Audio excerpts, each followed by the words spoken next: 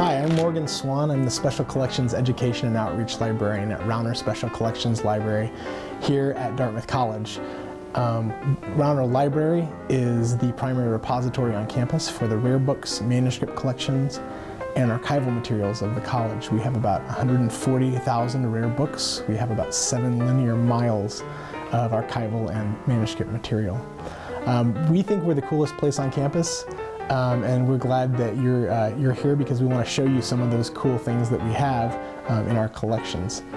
So this is National Poetry Month, and because of that, I've pulled a really cool couple of items from the manuscript collections that we have, specifically from the Richard Eberhart papers. We are fortunate enough here at Rauner to have the first true printing of Allen Ginsberg's poem Howl from 1956. This is actually a mimeograph copy of the poem before it was printed at Lawrence Ferlinghetti's City Lights bookstore. And we're very fortunate to have this. The reason that we have this is because Allen Ginsberg sent it to Richard Eberhart, who at the time was a professor of English at Princeton University and also a well-renowned poet. Ginsberg knew that Eberhart was going to write an influential article in the New York Times about the poetry scene on the West Coast. And he had been out in San Francisco and had actually heard Allen reading Howl and had spoken with him at that time about it. Richard thought that the poem was unproductive. He felt that it was very sort of nihilistic, and Allen disagreed. So Allen knew that he would be writing that article, so 3 weeks later Allen sent him a mimeograph copy of Howl, and we actually have the envelope right here that he sent it to Richard Eberhart in. We got it because Richard Eberhart is was a Dartmouth undergrad, and he then later was a professor of English here at Dartmouth College for about 30 years.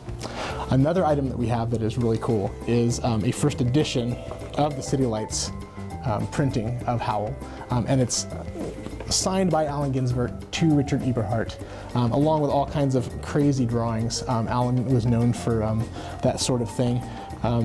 There's a stem of William Blake, who was a huge influence on Ginsberg. There are some other great little drawings, but he says in here, for Richard Eberhart, in gratitude for his original vision of nature, both in his poetry and his early sympathy for mine. After getting this from Ginsberg, Eberhart went on to write a really positive review of Ginsberg and of Howl, and they believe that that is what actually started sort of opened the floodgates for publishing all of the beat poets and beat writers. So Jack Kerouac, for example, his book On the Road was fast-tracked by Viking Press suddenly after many, many months of delay. So these are some of the cool poetry that we have to celebrate National Poetry Month. But I also wanted to show you all something that's a little closer to home. We recently were cataloging some, we have like a backlog of books that are minimally described, so they're kind of hard to find. And so we were trying to improve the ability to locate them. And we stumbled across this little beauty. It doesn't look like much, and actually the contents are probably pretty boring. An oration on early education. So what's really fascinating about this is that it says that it was printed by Alden Spooner in Dresden in 1779. This is an interesting little look into Vermont history because in 1777, Vermont declared its own independence and became the Republic of Vermont. It wasn't allowed into statehood by the Continental Congress because New York and New Hampshire were fighting over who actually owned that area or that territory, and so instead Vermont just said, well, we're our own thing. And so at this time, from 1777 until 1791, Vermont was a republic, and it actually tried to join Quebec, but was rebuffed, and then finally became the 14th state of the United States of America in 1791. But this is an interesting little look into the history of the area because Alden Spooner was the first printer in Vermont, and he had the first printing press in Vermont, but the press was actually operated out of Dartmouth Hall because during that brief window of the Republic, they claimed towns, or actually rather villages, on the east side of the Connecticut River as belonging to the Republic of Vermont, and that included the campus of Dartmouth College and Dartmouth Hall.